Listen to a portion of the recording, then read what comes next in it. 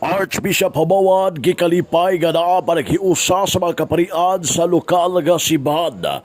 Walay kabutangan ang kalipay nga mo nagsunog ang nagunang magbalantay sa Archdiocese sa Osabis nga naa kayo na panaghiusa o gugma sa mga kaparian sa ilang pagpangalagan diha sa lokal nga simbahan.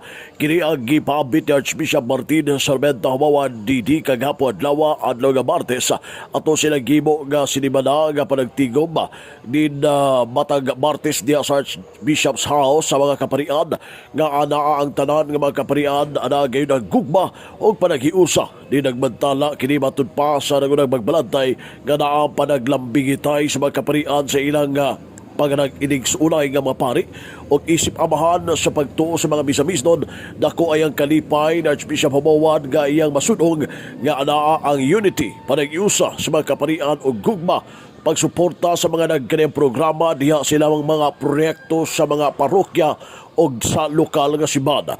Dugang pa Archbishop Hamawad nga matag Martes ano nagayoy tigom nga himuon ang mga kaparian. Ginayang nakita nga naagin ang tanan nga suporta sa mga pari nga kanunay gihimo nila ang pagdula sports basketball ang pagpasingot sa mga kaparian aron mahimong mapabili ng kahimsog sa panglawas.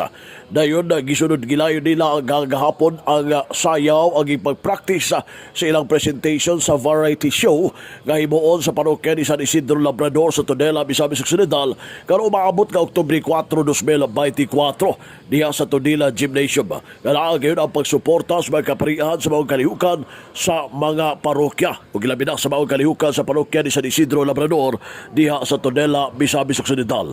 Sumapa sa Arzobispo iyang nakita ang panagyusa gugma sa mga kaparian mo sa iyang nasunog ang malipayon kini nga masunog ang mga pari nga mihimo sila nga gugma sa pagpangalagad o nga pagsuportahay sa usag-usa. Ani ang tipi kamay pahayag sa Arzobispo sa Archdiocese sa Osabis, Most Reverend Martin Sarmento Hamawad Didi, kay ang panagiusa sa mapa sa Arzobispo anaaman padulong adto sa pagkabalaan. Akong balikon kagahapon ba nalipay gugong natanaw sa itong mga kaparian human sa basketball unya nagpractice og sayaw sa ang mensahe bahin sa kinaiyakan unya kini ipasundayag kini karong Oktubre 4 didto sa gymnasium sa Tudela o buhaton kini sa mga alas 6 sa kagabhion. Kami miuyon og miapil dinha sa kalihukan sa parokya sa Tudela o nagkahiusa ang mga kaparian aron amo usab nga imensahe nga ang panaghiusa mao di ay usab ang pamaagi aron kita mamahimong balaan. Ang Arzobispo sa lokal na simbahan sa Archdiocese sa Ozamis, Archbishop Martin Sarmento Hamawad Didi.